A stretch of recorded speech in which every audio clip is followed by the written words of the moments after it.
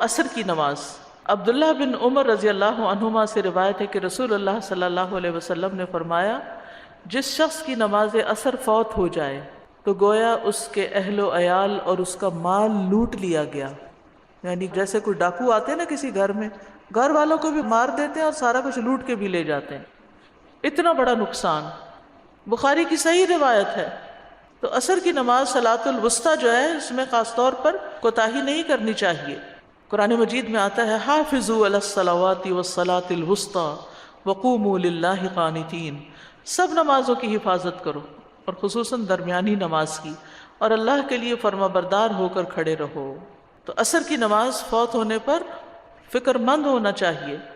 رسول اللہ صلی اللہ علیہ وسلم نے فرمایا، اللہ ان کے گھروں اور ان کی قبروں کو آگ سے بھر دے، انہوں نے ہمیں صلاۃ وسطیٰ سے روک دیا یہاں تک کہ سورج غروب ہو گیا۔ آپ نے مشرکین کے حق میں بد دعا کی تھی جب غزوہ احزاب کے موقع پر انہوں نے آپ کو مشغول کر دیا اور نماز نہ پڑھنے دی۔ یہ نماز آباء و اجداد اور بیٹوں سے زیادہ محبوب ہے، دوہرے اجر والی نماز ہے۔ یہ نماز پہلی امتوں پہ بھی پیش کی گئی تھی، انہوں نے ضائع کر دیا، تو اس لیے جو اس کی حفاظت کرے گا، نبی صلی اللہ علیہ وسلم نے فرمایا، اس کو دوہرا اجر ملے گا۔ عصر کی نماز کے وقت اللہ تعالیٰ فرشتوں سے بندوں کی نماز کی خبر لیتا ہے۔ صبح اور شام کے فرشتے فجر اور عصر میں تبدیل ہوتے ہیں، اور جو عصر کے وقت جاتے ہیں ان سے پوچھتے ہیں کہ تم نے میرے بندوں کو کس حال میں چھوڑا؟ تو وہ بتاتے ہیں کہ ہم ان کے پاس گئے تو وہ نماز پڑھ رہے تھے، اور جب ہم ان کو چھوڑ کے آئے تو وہ نماز پڑھ رہے تھے۔ نبی صلی اللہ علیہ وسلم نے فرمایا، وہ آدمی ہرگز آگ میں نہیں جائے گا جس نے سورج نکلنے سے پہلے اور غروب ہونے سے پہلے نماز پڑھی، یعنی فجر اور عصر کی۔ یہ دونوں وقت بڑے اہم وقت ہیں، ان کے اذکار بھی ہیں، صبح و شام کے اذکار۔ فجر کی نماز کے بعد سے لے کر سورج نکلنے تک، اور عصر کی نماز سے لے کر سورج غروب ہونے تک صبح و شام کے اذکار پڑھے جاتے ہیں۔ آپ صلی اللہ علیہ وسلم نے فرمایا، جو شخص 2 ٹھنڈی نمازیں یعنی فجر اور عصر پڑھے گا وہ جنت میں داخل ہوگا۔ یہ نمازیں پڑھنے والے اللہ تعالیٰ کا دیدار کر پائیں گے۔ عصر کی نماز چھوڑنا اعمال کی بربادی کا باعث ہے۔ نبی صلی اللہ علیہ وسلم نے فرمایا، جس شخص نے عصر کی نماز چھوڑ دی اس کے اعمال باطل ہو گئے۔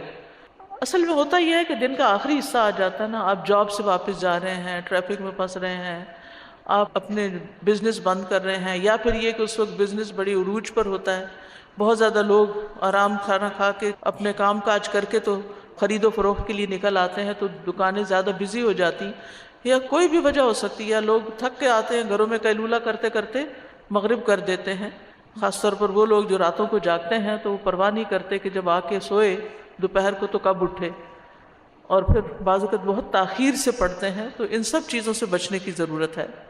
عصر کی نماز مؤخر کرنا منافق کی صفت ہے۔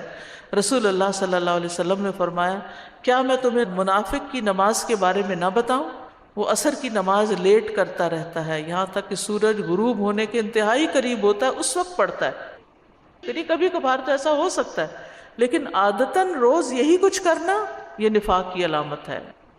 ہم اپنے کچن سے، اپنے کام کی جگہ سے جب وضو کر کے اپنے مصلی پہ جاتے ہیں تو وہی ہماری مسجد ہے۔ تو ہمیں خواتین کو گھر میں کوئی جگہ مخصوص کر لینی چاہیے جہاں ہم سمجھیں کہ ہم بھی مسجد جا رہے ہیں۔